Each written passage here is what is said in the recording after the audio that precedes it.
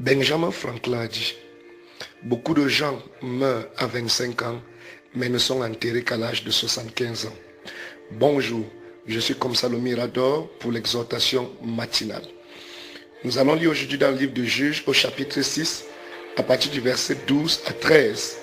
L'ange de l'Éternel lui apparut et lui dit, l'Éternel est avec toi, vaillant héros.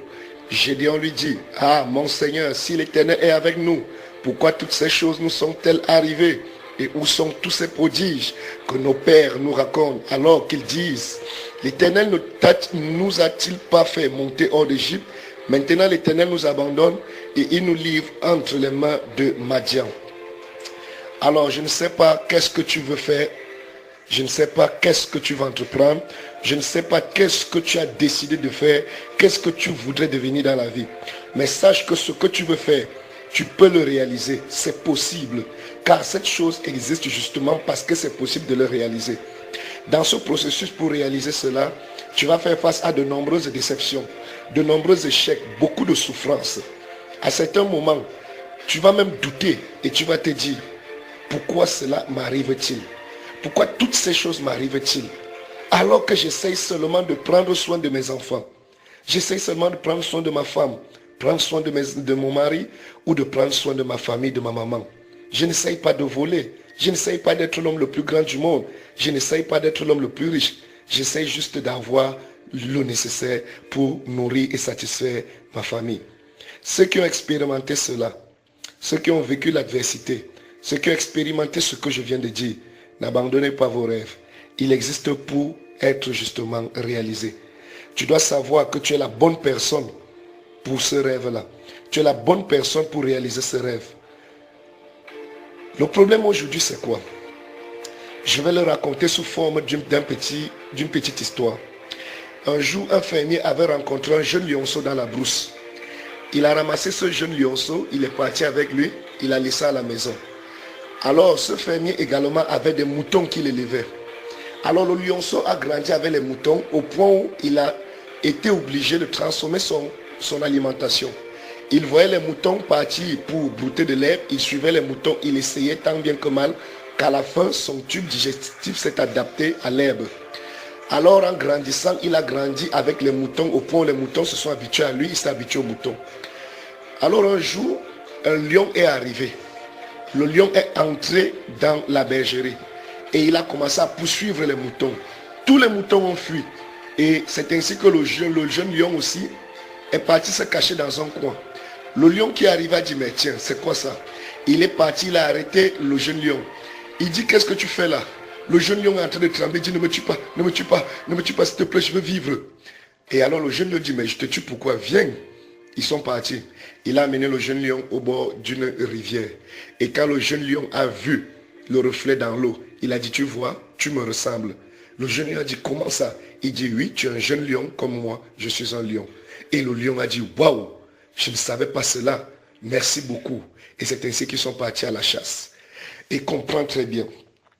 Vous passez tellement de temps à essayer de plaire aux autres que vous les connaissez mieux que vous-même. Vous passez tellement de temps avec des gens. Vous passez tellement du moment à penser à l'autre, comment vous allez plaire à l'autre, que tu as oublié qui tu étais. Au point que tu ne sais même plus qui tu es. Au point où tu ne passes plus du temps avec toi-même, mais tu passes plus de temps avec les autres. Et c'est ainsi que tu peux prendre ton téléphone, Instagram, Facebook, où je suis à mes potes, je suis à mes copines, ici je suis à vacances chez ma mère, ici. On ne peut pas te voir tout seul parce que tu n'as pas confiance en toi. Tu passes tellement ta tête, ta pensée, ton esprit à donner aux autres. Warren Buffett a dit, plus tu apprends de toi-même, plus tu vas gagner dans la vie. On laisse trop de temps filer entre nos mains sans prêter attention. On doit utiliser ce temps pour faire des choses qu'on aime. Passer du temps avec des gens qu'on aime. Au lieu de l'utiliser pour faire des choses que nous n'aimons pas. Au lieu de passer du temps avec des gens que nous ne pouvons pas aimer. Ou de passer du temps à vouloir faire des choses qui ne nous rapprochent pas de nos objectifs. Parce que dans ta tête également, comprends-le, dans ta tête, il y a un cerveau. Et dans ce cerveau, il y a ce qu'on appelle les réflexions, les idées. Tu peux réfléchir, tu peux encore réfléchir. Est-ce que tu t'es déjà posé la question, à quoi ressemble l'échec? Tu vas dire, bien sûr, j'ai déjà vécu l'échec. Alors, pourquoi tu as encore peur d'échouer dans ta vie? Pourquoi tu as peur de faire cette chose si tu connais l'échec?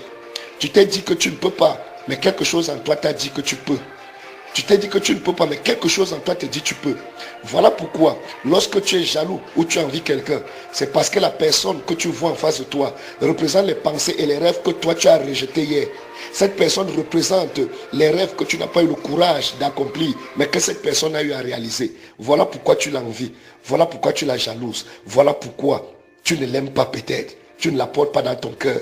Tu es jalouse de cette fille parce qu'elle est trop belle. Tu es jaloux de ce garçon parce qu'il est trop intelligent. Mais hier, tu as dit toi-même que tu n'es pas belle. Tu as dit toi-même que tu n'es pas intelligent.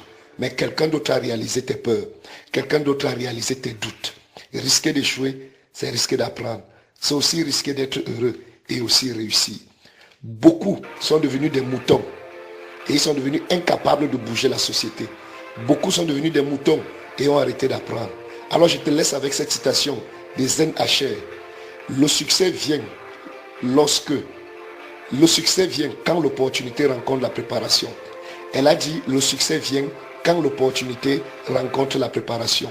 Ne sois pas comme Gédéon, mais lève-toi et crois en ce que Dieu a dit de toi, car en toi se cache un héros. Que Dieu te bénisse encore ce matin et arrête de plaire aux autres. Passe du temps avec toi-même, passe du temps avec tes rêves, passe du temps avec tes projets et tes objectifs. Que Dieu te bénisse encore. Shalom.